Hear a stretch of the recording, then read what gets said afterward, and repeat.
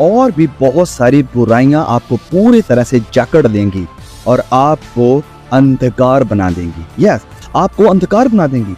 वचन में लिखा है, जब हम आगे पढ़ते हैं 29 से, कि वह सब प्रकार के अधर्म और दुष्टता और लोभ और बैर भाव से भर गए और डाह और हत्या और झगड़े और छल और ईर्ष्या से भरपूर हो गए और चुगलखोर, गपशप करने वाले, निंदा करने वाले, परमेश्वर से घृणा करने वाले, हिंसक, अभिमानी, ढींग मार, बुरी बुरी बातें करने वाले और बनाने वाले और माता पिता की आज्ञा का उल्लंघन करने वाले, निर्बुद्धि, विश्वासघाती, स्वाभाविक, व्यवहार रहित, वरन कठोर और निर्दयी हो गए।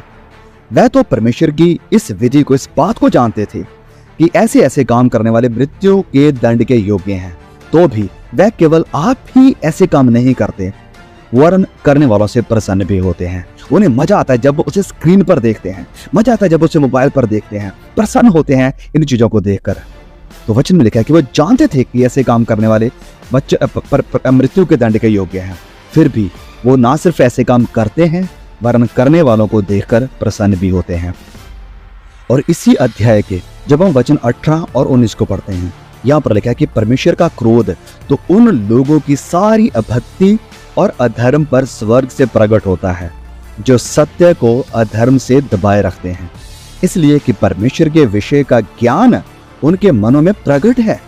ऑलरेडी उनके मनों में प्रकट है कि हाँ, ये जो काम हम कर रहे हैं ये गलत है, ये व्यवहार के खिलाफ है, ये परिवार के खिलाफ है। परमेश्वर के विषय का ज्ञान है उनके मनों में ऑलरेडी प्रकट है, क्योंकि परमेश्वर ने उन पर प्रकट किया है।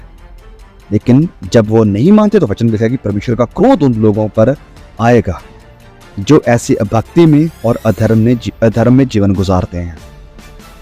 तो ध्यान दे इस वचन पर जो हमने अभी पढ़ा।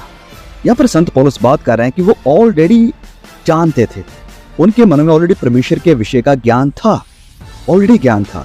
तो यहाँ पर बात उनकी हो रही है जिनके पास ऑलरेडी सच्चाई का ज्ञान है, लेकिन सब कुछ जानते हुए भी वो जानबूझकर परमेश्वर की चेतावनियों को, वार्निंग्स को इग्नोर करते हैं, नजरअंदाज करते हैं, ठुकरा देते हैं। और यही कारण है कि संत पौलुस कह रहे हैं इस खत में कि परमेश्वर का प्रकोप, परमेश्वर का क्रोध ऐसे लोगों पर आएगा। और एक बात मैं आज आपको साफ साफ क्लियरली कह देना चाहता हूं कि अगर आप अभी भी ऐसा कर रहे हैं, अगर आपको जवान मसीह भाई बहन है और अभी भी ऐसे किसी गुनाह में है, पाप में है, तो आप खुदा के प्रकोप के साथ खेल रहे हैं, आप खिलवाड़ कर रहे हैं परमेश्वर के प्रकोप के साथ, परमेश्वर के क्रोध के साथ आप खेल रहे हैं। एंड दिस इज डेंजरस, ये गलत है, बहुत ज्यादा भयंकर है। पहला कुरिन्थियों अध्याय 6 वचन 18 में लिखा है कि